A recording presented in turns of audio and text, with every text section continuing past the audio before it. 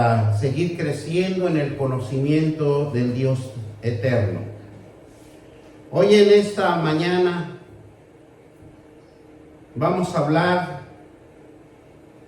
sobre este sermón, vivir en la esperanza de las promesas. Vivir y entender que nuestro Dios nos llama a cada uno de nosotros,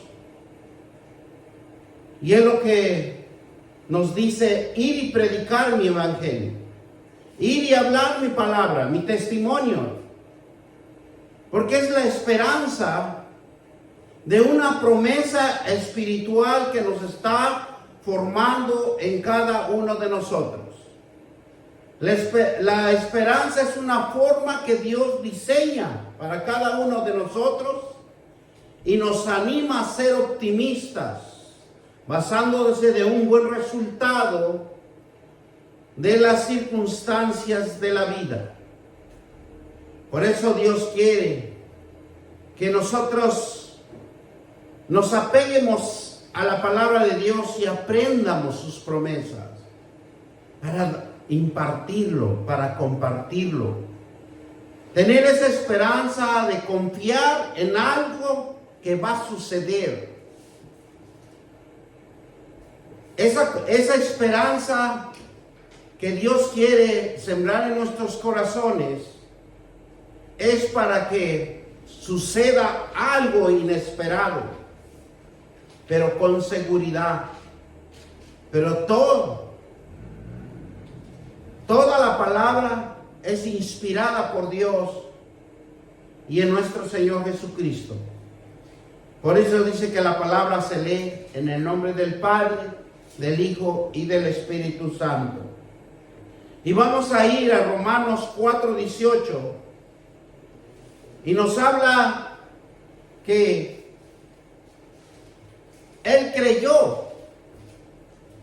Por eso titulamos este tema, este sermón, la esperanza, de vivir en la esperanza de la promesa. Porque nosotros necesitamos experimentar, necesitamos vivir. ¿Qué es lo que Dios nos quiere administrar? ¿Qué es lo que Dios nos quiere guiar? Y Romanos 4:18 nos dice así: Él creyó en esperanza contra esperanza, para llegar a ser padre de muchas gentes. Conforme a los que le había dicho, así será su descendencia. Algo tan hermoso que nos enseña en esta palabra: el que creyó, y todos nosotros los que hemos creído, pues es la misma palabra que nos habla esperanza contra esperanza. La esperanza que usted tiene y la esperanza de Dios que se va a glorificar en cada uno de nosotros. Para llegar a ser, dice, para llegar a ser padre de muchas gentes. Y aquí nos está hablando para llegar a ser un buen evangelista, un buen predicador, algo que usted va a testificar de nuestro Dios Todopoderoso. Sabemos que en este versículo nos está hablando de la palabra de Dios en Abraham. Y esto es cuando nosotros, si nos vamos a Génesis 17, 1 al 27, es donde le habla Dios a Abraham que iba a ser padre de multitudes. Iba a ser padre de muchedumbre, dice la palabra de Dios. Y es algo tan sorprendente que desde el inicio, de ese inicio tan fuerte, tan maravilloso que Dios estipula en las Escrituras, es que le dice que Abraham, de una edad de 90 años, de 99 años, de 100 años vamos a decirlo, cuando le apareció y le dijo: yo soy el Dios Todopoderoso, anda delante de mí en perfecto y sé perfecto. Él quiere que nosotros vengamos a Él en la perfección de Dios. Él quiere que si nosotros somos obedientes a estar en sus atrios, puntuales, exactos, Él nos va a bendecir, Él lo va a usar grandemente. Y es por eso que cuando nosotros vemos que este mensaje que da Dios, ¿verdad?, a Abraham, que va, ¿y cómo lo va a hacer? Por fe. ¿Cómo lo va a hacer? Porque se inspire, se anime, para que él camine en lo sobrenatural, que él camine a donde hay obstáculos, hay barreras, hay oposiciones, donde nada hay perfecto para el mundo. Pero Abraham, él cuando escucha la voz de Dios, él obedece. Y entendemos el creer esperanza contra esperanza es por la fe, para que esté de acuerdo con la gracia de Dios, a fin de que las promesas se afirmen para todo tiempo que viene, no solo para la ley, sino también a los que son de la fe de Abraham, en el cual es padre de la fe. Y por eso Abraham caminó por fe, y Dios se enfoca en que todo iba a formarlo este mundo por la fe de Dios que ha puesto aquí en el mundo físico con la humanidad. Por eso cuando nos habla en Romanos 4, 17 y 21, ¿qué nos dice? Que va a ser algo sobrenatural. Mire, nos dice así: mas yo estableceré mi pacto con Isaac, es que Sara te dará luz por este tiempo en el año que viene, en el año siguiente. Y tal vez nosotros nos está pasando eso, que necesitamos afirmarnos, tener más fe, ver esa esperanza sobre esperanza, saber esa esperanza contra la esperanza, y ver la bendición de Dios, la gracia de Dios por sus promesas, y afirmarnos. ¿Por qué? Porque es una ley de Dios. Pero nosotros lo tenemos que convertir, esa ley de Dios, por una fe. Por una fe, así como lo hizo Abraham. Porque la gracia nos garantiza la promesa, porque la vida a los muertos. Esa gracia de las promesas, que por la vida a los muertos, dice que se llama las cosas como son, como si fueren. Se le llama por su nombre. Por eso el apóstol Pablo, en el libro de Romanos, especifica bien el nacimiento de Isaac. ¿Por qué lo especifica? Porque cuando Abraham tenía 100 años, y dice Sara tenía 90 años y era estéril. Dios es tan poderoso que hace las cosas que se transformen cuando el hombre dice que ya no tiene esperanza, que ya no puede hacer nada. Pero para Dios hay esperanza en todo tiempo. Digan conmigo: Dios, hay esperanza en todo tiempo. Dios se glorifica y se hace presente, y dice en su palabra que es el Hijo de la esperanza, donde hay esperanza de vida. Cuando en ese momento Dios se glorifica en Sara a sus 90 años, ¿qué dice? Que Dios se glorifica y se hace presente en su palabra, que es el Hijo de la esperanza, es el Hijo de la fe, es el Hijo que creyó Abraham. Donde hay esperanza hay vida, Donde no hay esperanza, no hay vida. Porque Isaac era el hijo de la promesa, pero era el hijo de la esperanza, era el hijo de la fe y él era el hijo de creer, mediante el cual se cumplirá las promesas del nacimiento de Isaac. Tenía que nacer Isaac para que se cumpliera la promesa. Porque si no hubiera nacido Isaac, no hubiera promesa, no hubiera cumplimiento.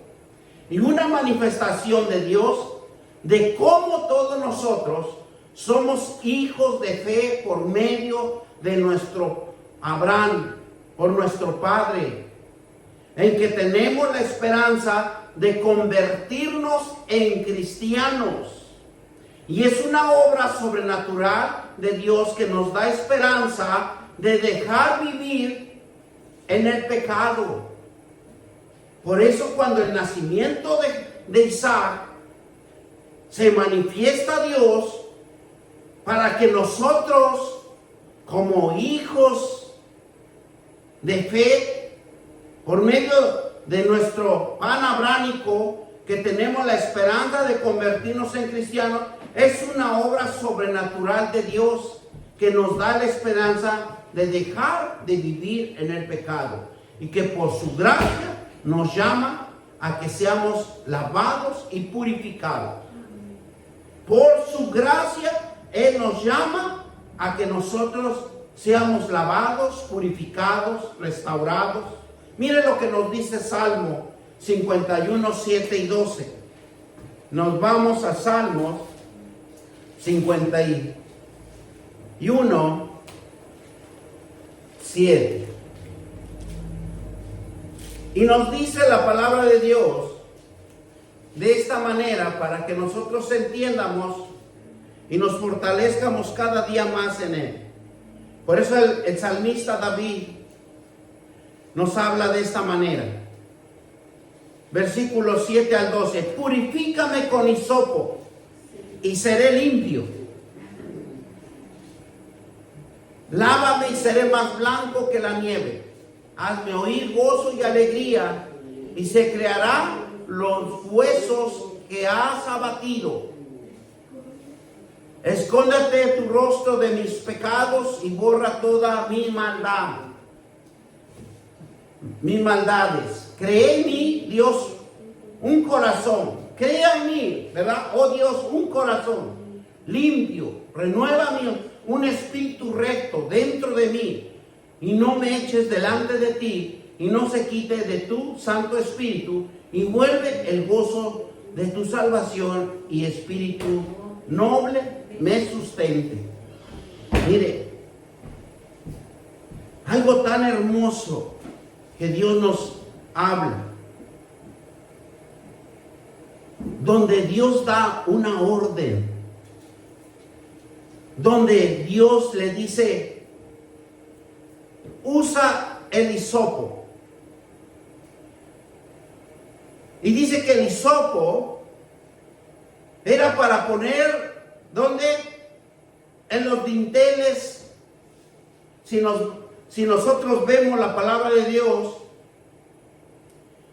que lo usan para poner en la sangre del cordero, en donde iba a pasar la muerte, iba a matar a los progenitores. El hisopo, dicen que es un arbusto que crece más o menos como 1 metro. Y ese hisopo es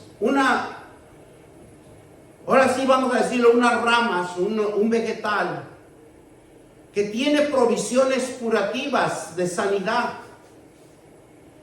Dice que puede curar los que tienen problemas respiratorios, los que tienen problemas de la nutrición, ¿verdad? Y dice que lo más hermoso de este hisopo, que limpia el paladar de cada ser humano. Los investigadores dan ese informe. Por eso cuando uno va conociendo la palabra de Dios, Ahí está nuestra medicina, ahí está nuestra sanidad para todo aquel que cree.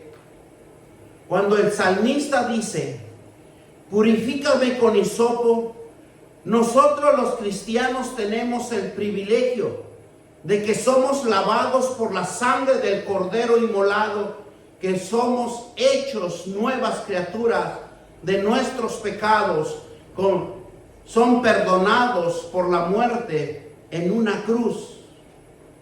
Somos nuevos por su gracia, somos redimidos, somos que nos acobija el que hizo la redención. Cuando el salmista habla de purifícame con hisopo, es cuando se refiere a una limpieza espiritual, la limpieza de nuestra alma cuando vamos a las promesas de Dios. Eso es lo que significa también cuando dice vamos al hisopo. Por eso el salmista decía, purifícame con hisopo, límpiame, porque necesitaba una limpieza espiritual, necesitaba una limpieza de su alma. Por eso el rey David decía que la salvación solo viene de nuestro Dios. Él es el único y solo Dios que puede perdonar pecados. Por eso cuando los judíos o el pueblo de Israel oía que Jesús podía sanar, que podía perdonar pecados, ellos trataban de apedrearlo, trataban de matarlo. Porque las escrituras, ellos se acordaban que solo hay un Dios que puede curar, hay un Dios que puede sanar y hay un Dios que nos puede liberar. Y que todos necesitamos ser limpiados por las promesas de Dios en nuestras vidas. Dios da al hombre el conocimiento para que aprenda, para que sea instruido, sea triunfador y victorioso en todas las cosas espirituales. Usa el término hisopo para la limpieza del hombre y recordarle que el amor de Dios nunca se terminará, nunca cesará, Él tiene amor por su creación, que el hombre siempre tiene todo el tiempo de acercarse a Dios. Ese es un gran privilegio que nosotros y a toda la humanidad tiene ese privilegio de acercarse a Dios, de arrepentirse, de apartarse del pecado, de no hacer más el pecado y consagrarse para Dios. ¿Para qué? Para que sea liberado, sea sanado y sea restaurado, sea purificado y sea lavado por las promesas de Dios. El rey David le pidió a Dios que lo limpiara con hisopo, para que fuera ¿qué? Nuevo, restaurado, purificado. Ustedes saben que David fue un gran pecador. Y ese pecado lo llevó a que él se diera cuenta, a que él activara su fe y que él activara también el creer, porque Dios también permite que las cosas nos pasen para que nosotros activemos nuestra fe, para que nosotros creamos que hay un Dios que lo va a sanar, hay un Dios que lo va a liberar, hay un Dios que lo va a levantar de esa pobreza, de esa miseria, y Dios lo quiere hacer un hombre victorioso, un hombre con propósitos, un hombre que triunfe. Porque conociendo la palabra de Dios o las promesas de Dios, siempre usted va a triunfar a donde usted esté y a donde usted se encuentre. Así que nosotros los cristianos, pedir a Dios por medio de la sangre de Jesucristo que seamos hechos nuevos para ser liberados de la muerte. Moisés instruía al pueblo de Israel para sanidad física y espiritual.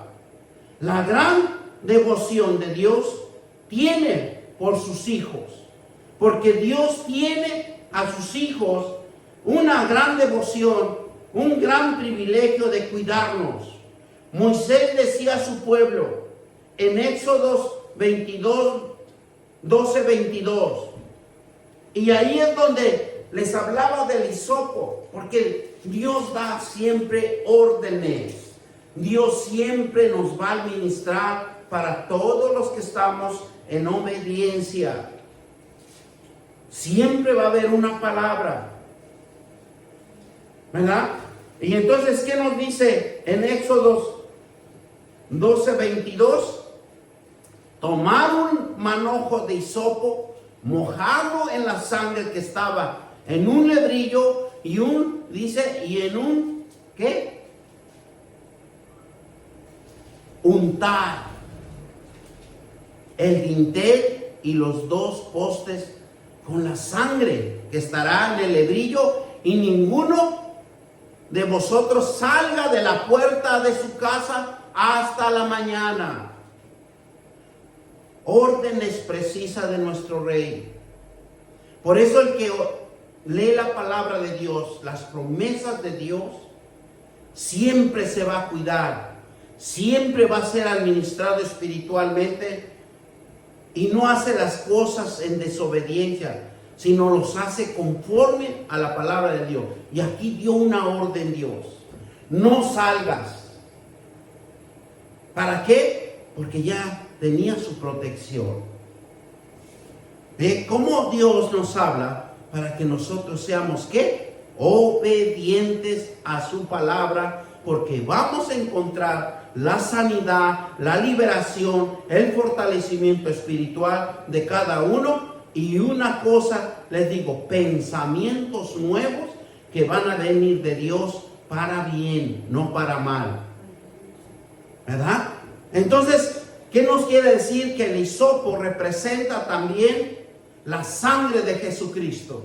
Y nosotros, con la gracia de Dios, tenemos la sangre de Jesucristo en nuestro ser, porque Él murió y nosotros recibimos a nuestro Señor Jesucristo, y la sangre nos cubre de toda nuestra maldad que hay y lo hace inmune. Esa inmunidad nos hace para sanidad, para liberación, para fortalecimiento espiritual, pero el solo hecho es de tener fe y creer. Por eso la gracia de nuestro Señor, Dios Todopoderoso, garantiza la promesa de una vida muerta, para que surja una vida espiritual. Porque Dios nos toma muertos en delitos y pecados, pero Él nos toma así, ¿para qué? Para que surja una vida espiritual y nosotros nos apartemos del pecado, nos apartemos de la inmundicia, nos separemos para Dios, le sirvamos para Dios y demos testimonio de Dios para predicar, para exhortar, para enseñar, para redarguir. Hace Dios lo que no existe. Lo más hermoso que Dios, tenemos un Dios tan poderoso que hace lo que no existe, para que exista una vida de fe, en donde usted se levante y diga: yo soy un hijo de Dios y me tienes que prosperar, me tienes que alinear a tu palabra.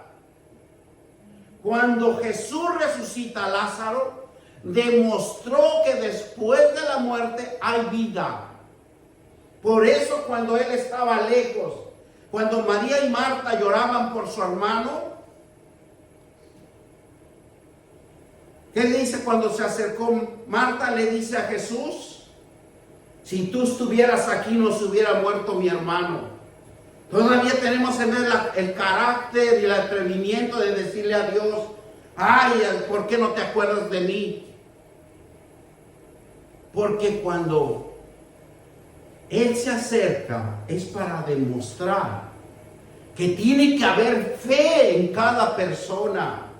Tiene que creer que hay algo, una promesa de Dios que tiene reservado para cada uno de nosotros. para que usted se levante de su miseria, para que usted se levante de esa tristeza que lo anda llevando por mucho tiempo. Hay una promesa para que usted quite esa confusión, esa barrera que se impone a no prosperar. Mire lo que nos dice Juan 11 al 16. Vamos a Juan 11, 16, donde nos habla de Lázaro. Y eso es algo tan hermoso que nos está enseñando Jesús, que cuando Jesús resucitó a Lázaro, demostró que después de la vida hay muerte. De la muerte hay vida. Perdón. Es algo tan hermoso que nosotros tenemos que aprender bien las Sagradas Escrituras, porque aquí está nuestra solución de nuestra vida. Y así nos dice Juan 11, la muerte de Lázaro. Y vamos a leerlo. Y miren lo que nos dice. Estaba entonces enfermo un llamado Lázaro de Betania, y la aldea de María y de Marta, su hermana. María, cuyo hermano Lázaro estaba enfermo, fue la que ungió al Señor con perfume y se enjugó los pies con sus cabellos, y enviaron sus pies las hermanas para decir a Jesús: Señor, he aquí el que amas está enfermo. Oyendo Jesús le dijo: esta enfermedad no es para muerte, sino para ¿qué? Para la gloria de Dios, para que el Hijo de Dios sea glorificado por ella, para que vean que Jesús tenía el poder y la autoridad para levantar muertos, para que vivan. Y amaba Jesús a Marta y a su hermana y a Lázaro. Cuando yo pues estaba enfermo, y se quedó 2 días más en el lugar donde estaba. Y luego después de esto dijo a los discípulos: vamos a Judea. Mire, Dios da un tiempo también donde ya no hay solución, donde ya el problema se agravó. Dice que Jesús todavía, ¿qué nos dice la palabra de Dios? Permaneció en otro lugar 2 días. Y dijeron los discípulos: Rabí, ahora procuran los judíos apedrearte y otra vez vas allá. Porque sabían que si Jesús volvía a entrar a Judea, lo iban a apedrear. Respondió Jesús: ¿no tiene el día 12 horas? El que anda de día no tropieza porque ve la luz de este mundo, pero el que anda en la noche tropieza porque no hay luz en él.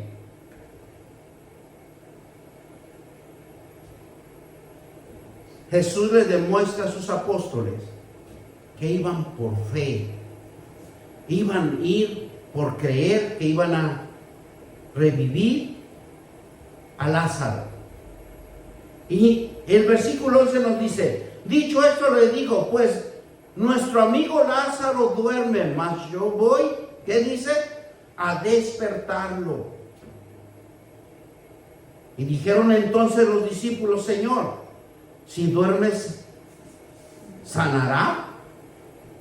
O sea, todavía su incredulidad, no entendían el propósito de Dios, lo que iba a hacer, lo que estaba mirando con él, lo que hacía milagros, prodigios, y no podían discernir ni entender el propósito de Dios. Pero Jesús les decía esto de la muerte de Lázaro, y ellos pensaron que hablaba del reposo del sueño. Por eso cuando nosotros no leemos la palabra de Dios, nos van a engañar fácilmente y nos van a hacer creer cosas que nos van a quitar del propósito de Dios. Pero si nosotros nos afirmamos a las promesas, nosotros vamos a ser más que vencedores. Amén. Entonces Jesús le dijo claramente: Lázaro ha muerto.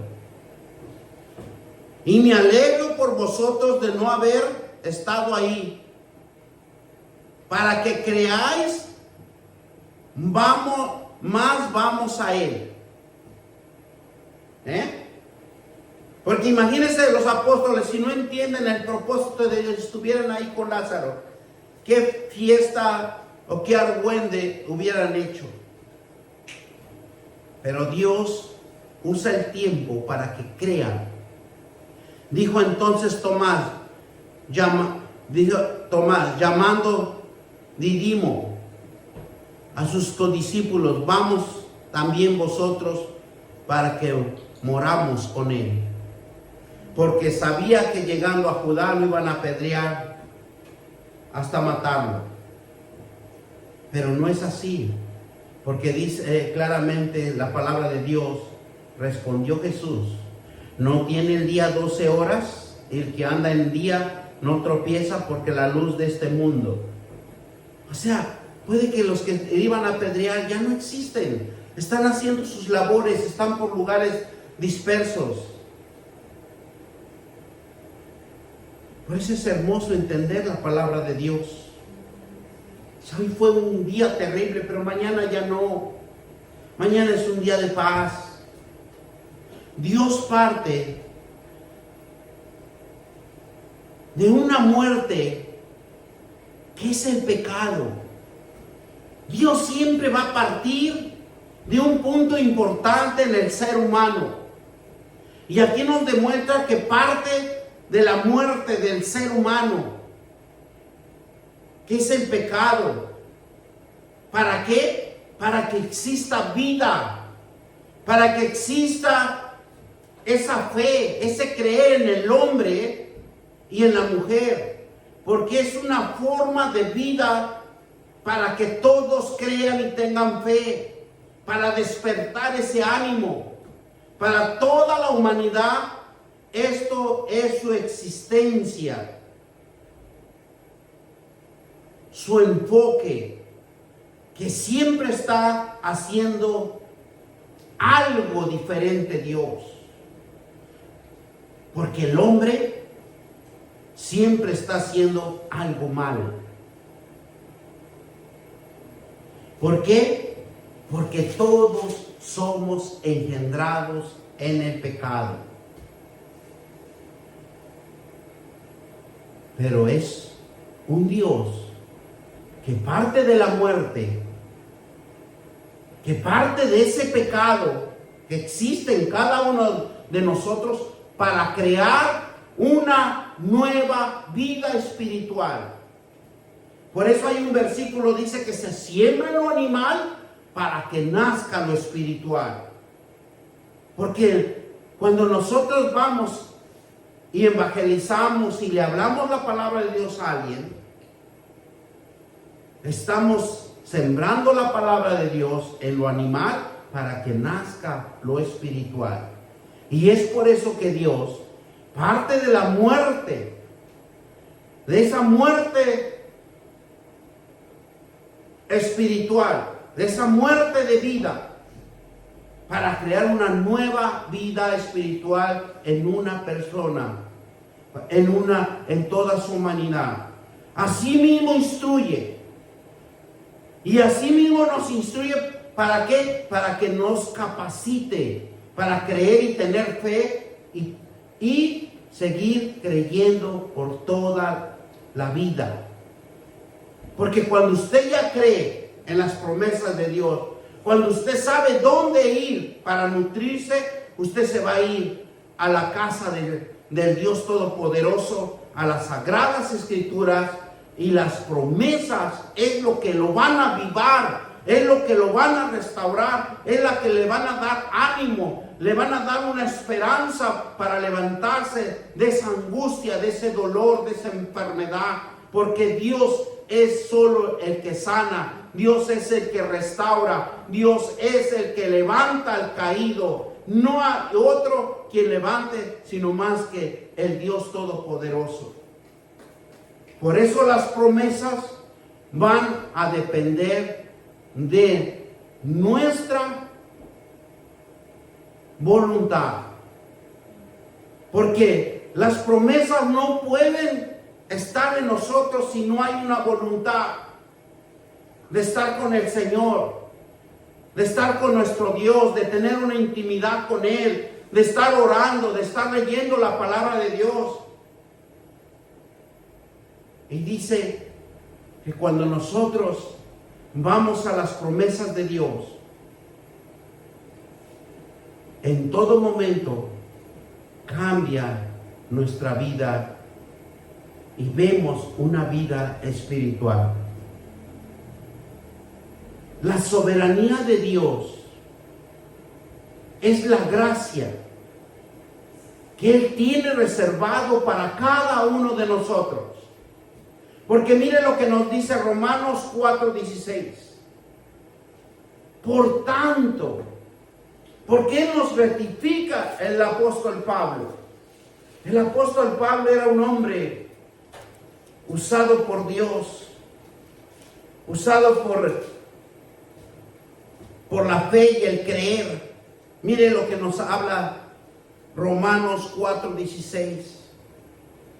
Y nos dice así: por tanto, es por fe para que sea por gracia, a fin de que las promesas sean firmes para toda su descendencia, y no solamente para lo que es de la ley, sino también para la que es de la fe de Abraham, en la cual es Padre de nosotros, de todos nosotros.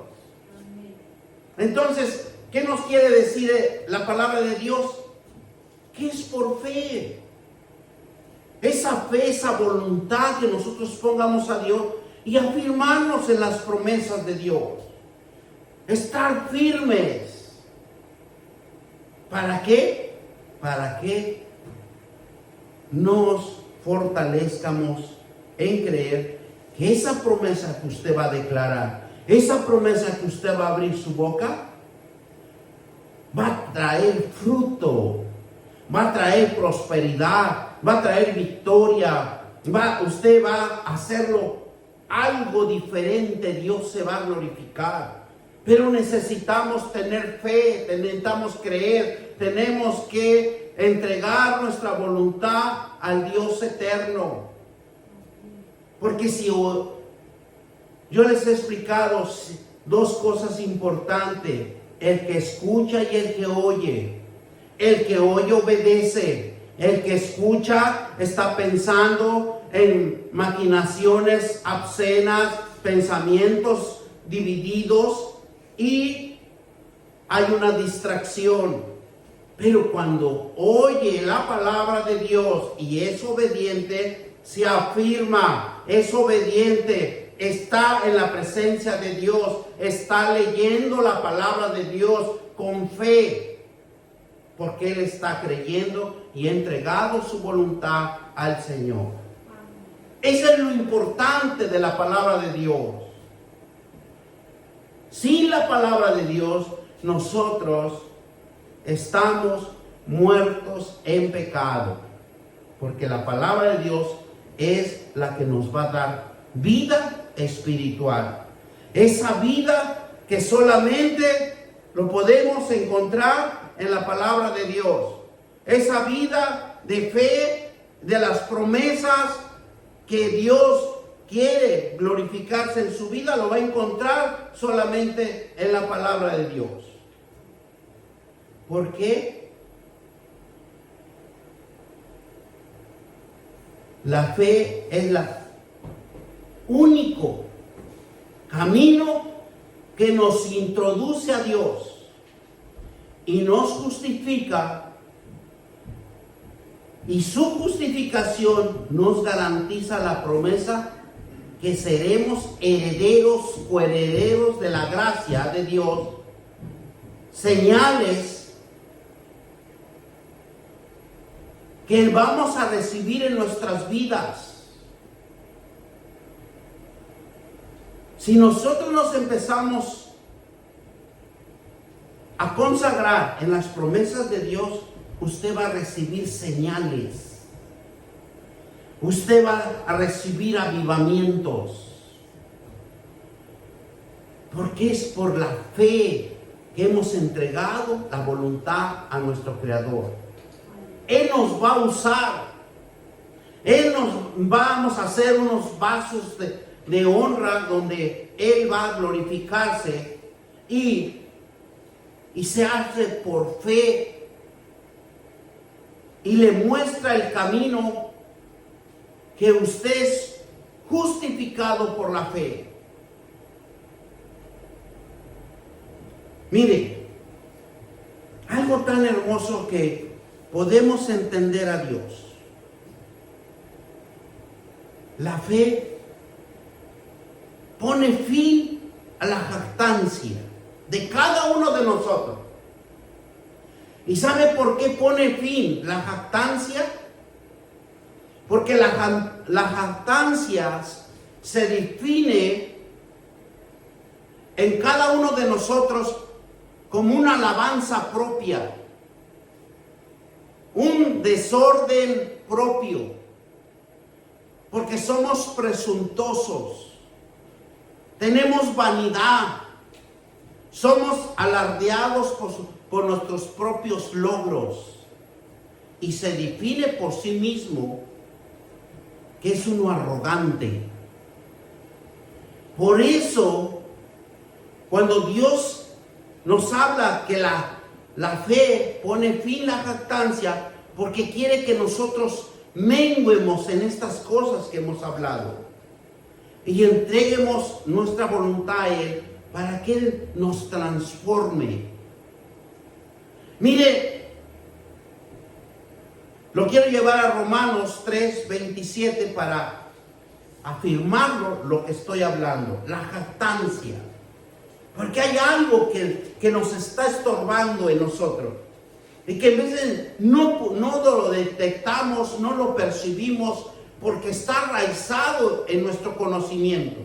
Miren lo que nos dice Romanos 3:27. Donde pues está la jactancia. ¿Y qué hablamos de la jactancia? Que es una persona que se alaba por sus propios logros, es desordenado, presuntuoso, vanidad, es vanidoso y se alarde con sus propios beneficios que ha logrado y define por sí mismo que es arrogante. Y es por eso que la palabra de Dios nos hace reflexionar. Donde pues está la jactancia, ¿qué dice? Queda excluida. ¿Por qué? ¿Por cuál ley? ¿Por la de las obras? No, sino por la ley de la fe. Porque ese es el único antídoto, el único medicamento, que la promesa de Dios es el que va a quitar estas cosas que nos están estorbando.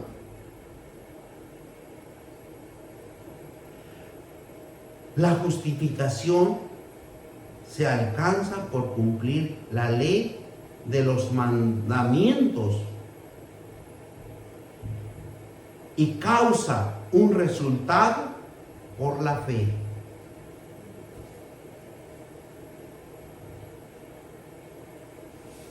Dice que causa algo sobrenatural en nosotros.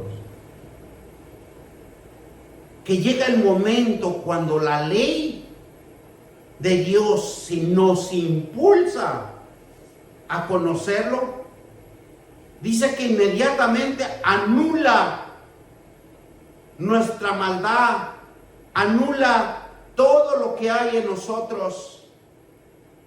Porque la ley de Dios produce avivamientos por la fe.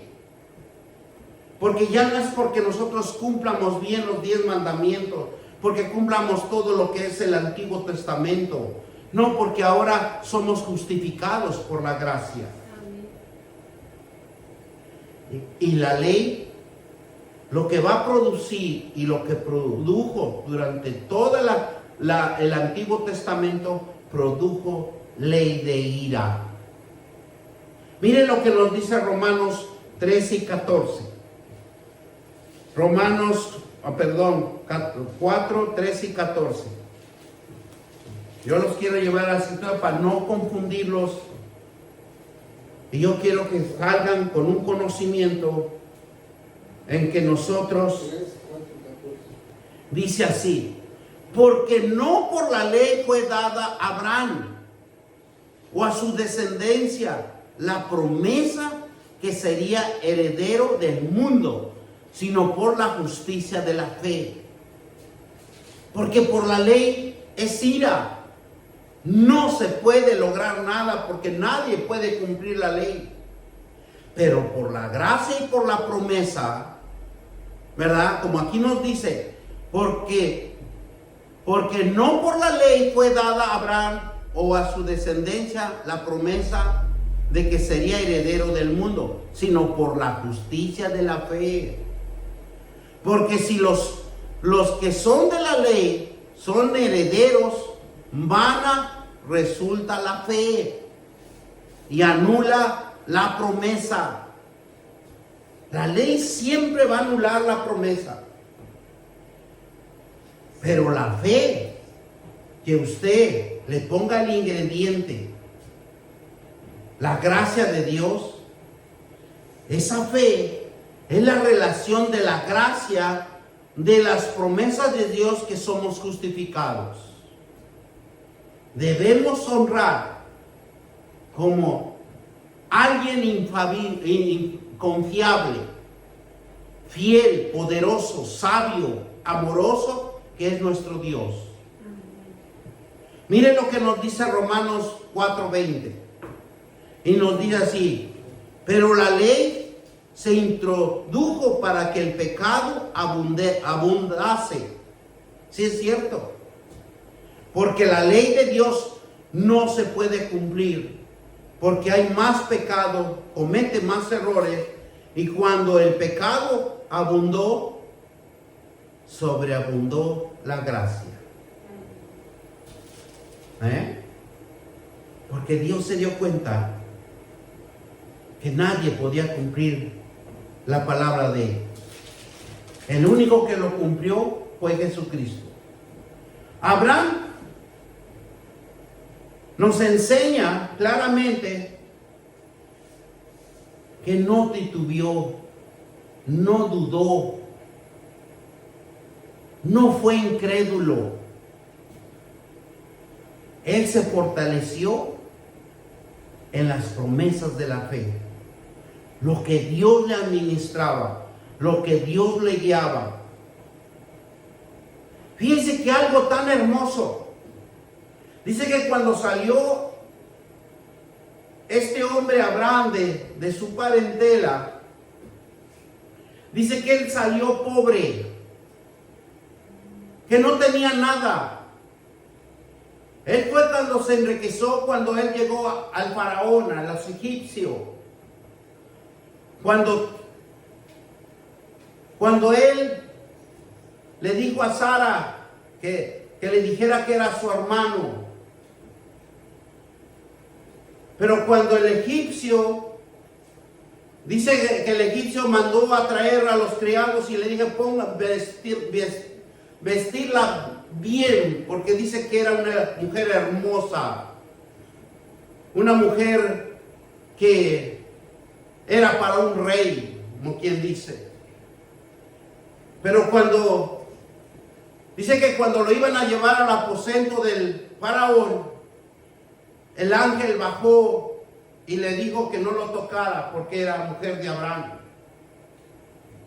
Inmediatamente el faraón le dijo a Abraham, ¿por qué me has engañado?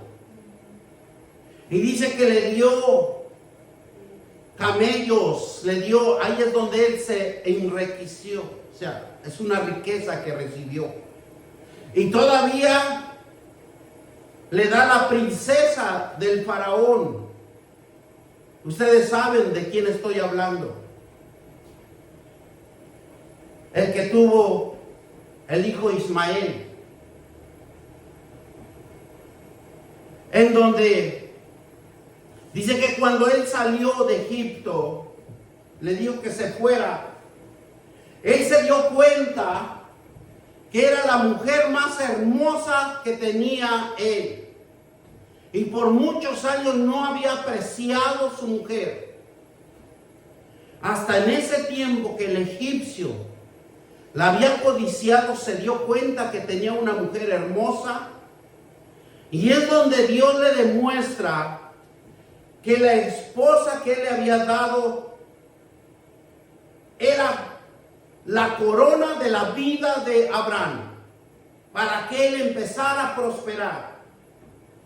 Por eso dice la palabra de Dios que nosotros todos los varones somos cabeza, pero la esposa es la corona de nuestra cabeza. La mujer representa una bendición sobrenatural con Dios. Por eso habla en Proverbios que la mujer es frágil, es como un vaso, porque nosotros la debemos de tratar bien, sin malas palabrerías, porque de ella viene nuestra prosperidad, nuestra bendición, porque es una promesa de Dios. Dios nos hizo del barro, pero la mujer no lo hicieron del barro. La mujer lo hicieron de la carne de nosotros los hombres que Dios formó. Y dice que sacó de nosotros. Por eso dice la palabra hueso de mi hueso, carne de mi carne. Por eso la mujer tiene emociones, depresiones y opresiones. ¿Por qué? Porque sale de la carne. No sale del polvo, no sale del lodo, porque Dios ya había formado al hombre antes. Y es por eso que nosotros debemos de siempre respetar a las esposas, porque de ahí está nuestra prosperidad. Y muchas de las veces nosotros maltratamos a nuestras esposas, les hablamos con palabras grotescas. Cuando yo recibía este mensaje,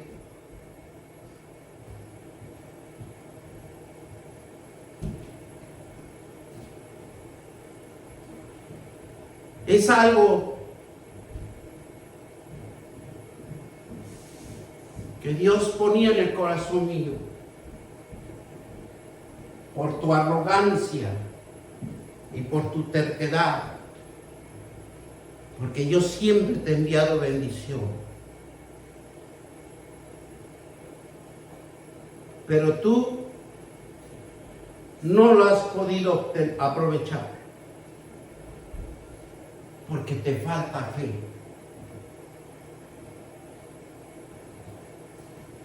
Yo le dije, Señor, perdóname.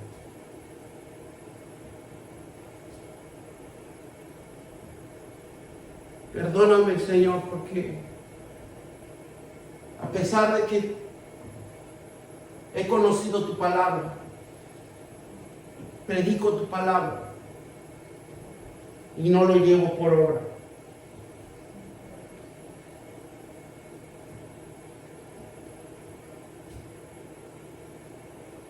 Porque en veces despreciamos la carne de nuestra carne, hueso de nuestros huesos.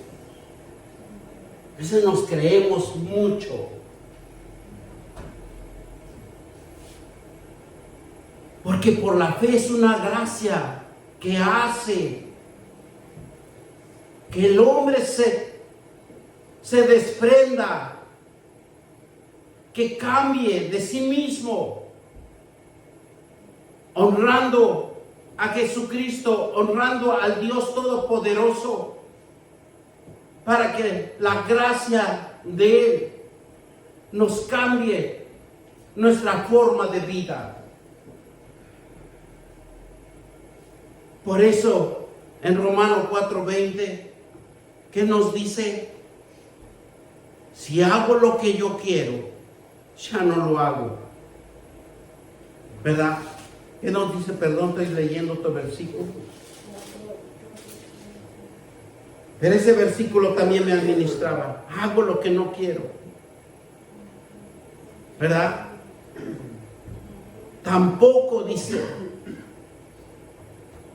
dudo por incredulidad de las promesas de Dios, sino que se fortaleció en fe, dando gloria a Dios.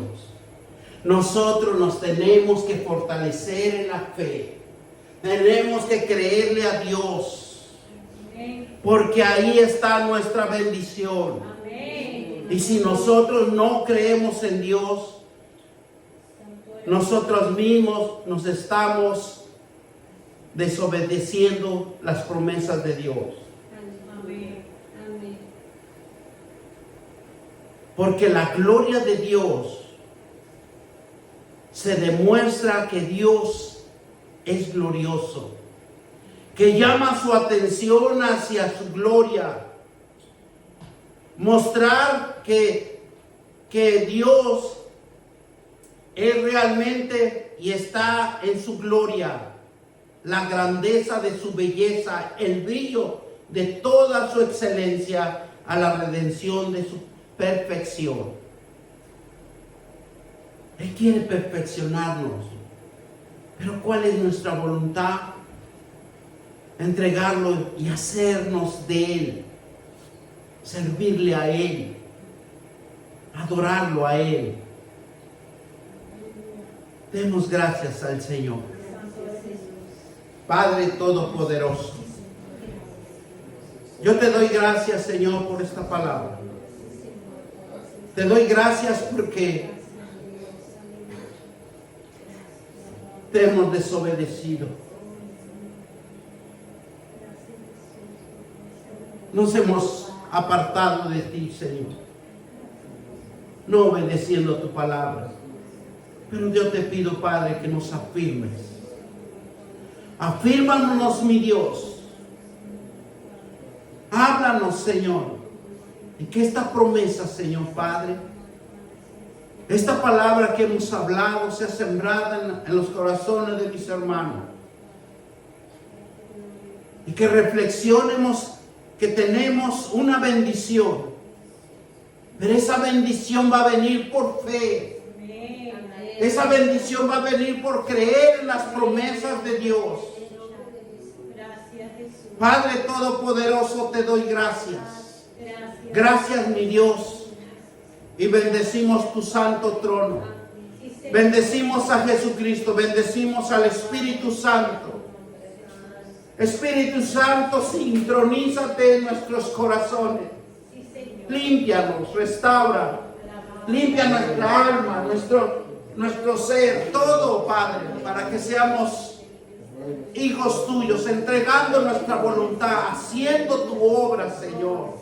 Ir y dar testimonio, ir y hablar tu palabra, ir y predicar el Evangelio de Jesucristo, en el nombre poderoso de Cristo Jesús. Y todos dicen amén.